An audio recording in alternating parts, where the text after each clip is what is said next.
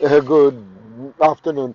Again, I thought I'd design a soundbite or I'll play a soundbite for you today, which refers to what is high end and what makes high end.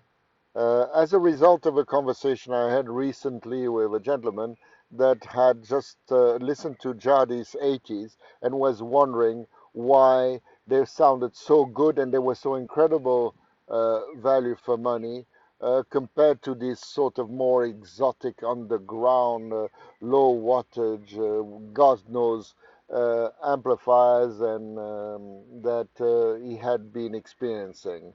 Well, I came back and I reflected. I said, "There's a conclusion. We have to look at what the message was and who built that message, and we have to go back into the 70s. And I'm going to start slowly mentioning some names so that you can Google them. Um, I can think of the founders, of course, William Z. Johnson of audio research, and then Dan D'Agostino, and then John Iverson of electoral research, uh, um, uh, uh, Nelson Pass of Threshold. Um, um, and then on the speaker front, you had Jim Winey from Magnapan. You had David Wilson, which has created literally with his own hands the high-end sector of big towers and high performance loudspeakers.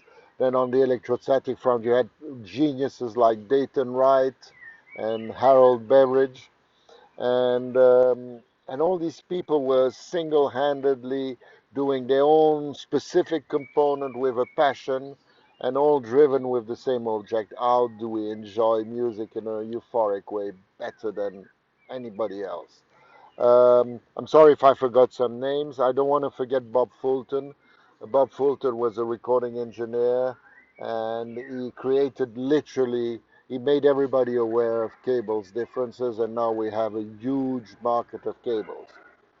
Um, now, evidently, these people still make, some of them still make products, and they're incredible value for money compared to the new generation that didn't have this sort of message. They didn't know where the message. They just knew that building an expensive amplifier, and I call them the electronica generation. The music makers and the instrument makers that I've just mentioned early on were all kept on their toes by in the U.S. and in Europe by a gentleman called Jean Iraga, and on their toes mostly in the U.S. by 4 or 5 prominent journalists. The very controversial Harry Pearson, the nonetheless as well controversial uh, um, Peter Axel. Then you had Gordon Holt, founder of Stereophile. Then you had the very famous